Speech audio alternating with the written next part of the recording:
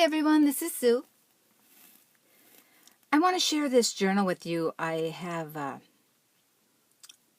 one of my little granddaughters, I told her I'd like to make you a journal. So collect some of your stuff that you, just things that you like, and put them all together. And then when you get a bunch of stuff together, then I'll make it into a journal, little journal for you. Well, some of her artwork was on like a full piece of paper. So it was hard for me to like fold it in half, or so I ended up I found a book that had a cover just exactly the size of the pages. So I cut the cover in half, I gutted the book and made a spine, and then put the book together for her. I'll try and show it to you. I don't probably have the camera far enough away, but you'll get the idea. So I just tied it with a piece of ribbon, and fabric, and I put some fabric over the cover and added some different types of embellished pieces of fabric. She had some little trinkets that she wanted me to add on, and they were quite thick, so the thick ones I kind of had to try to be creative and figure out where I could put them so that it wouldn't, make the book all bulky, because I want her to add things to it too. She probably doesn't write right now, but she'll put things in the pockets that she likes to save. So this is the cover, and like I said, that's a little gift for her. Inside now are all the different things. I did add some paper to it. Oh, that got stuck in there. Oh no, I can get it out. Maybe not. Just a minute. Oh, it's something. I stuck some papers in there that were kind of fun that I thought she might like to just write on.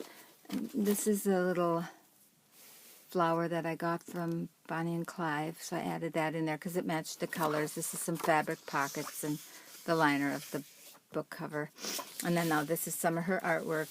This is a little pin she made.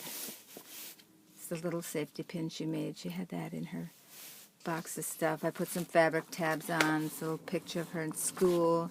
There's a little fabric pocket. And then this is there's just the cutest things. Oh my goodness. Anyway, it's her brother's name. So I just added little pockets. She could tuck little things in there, or she can still write on some of these pages. And I had to join the pages with another page, so then that kind of made a pocket in the page. And this is a drawing from one of her friends. It says dog. And I put some fabric on the edge of that page. And so it's just, added some papers for her that I thought she might like. A little bag with some of her favorite things in, with a little pull tab on. Some more of her little drawings and some stuff she wrote. And so yeah, I just wanted to kind of go through it. She made this little book. I added a little bag in there for her. So this was a book that I kind of made the book and just, it was a little too big to go in a pocket, so I just added it as a signature, some paper she wanted in there, and some more, another little bag with this star she made. So yeah, it was really fun to put together. She colored that. There's another piece of paper I added for her. So I was just going to go through it quick. She had these little, I don't know what they are, little barrette things in there, so I put them on the side of a little animal print on there. So that kind of helped. This was another book she wrote, so I just paper clipped that in. Another pocket. I made her a little quilted heart. This little piece of paper in here.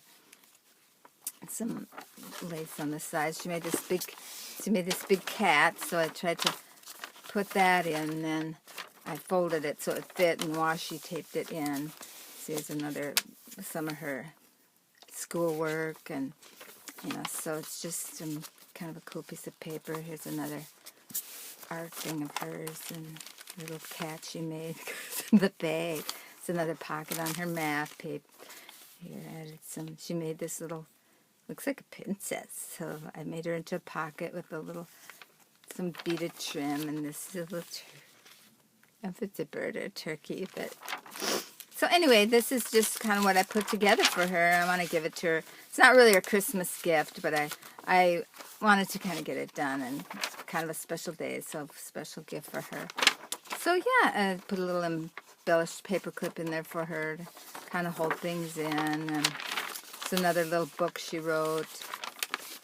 And yeah, it just kind of goes through the book with all her things she made, and I used a clamp on some of them to hold them in, and the little charms. This is a glitter cat she made. And I put this little house she made with her picture in there.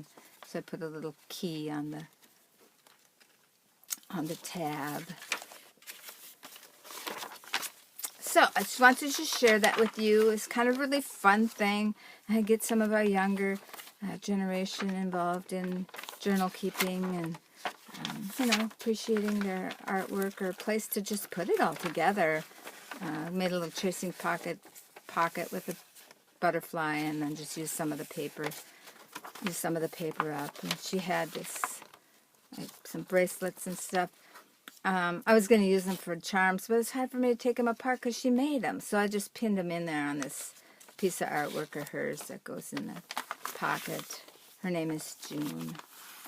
And then a couple more things. So then I said to my daughter, do you have any, I'd like some fabric. Do you have any, I don't know, little pieces of old blanket or something that she maybe wore when she was little, or used, I should say, when she was little.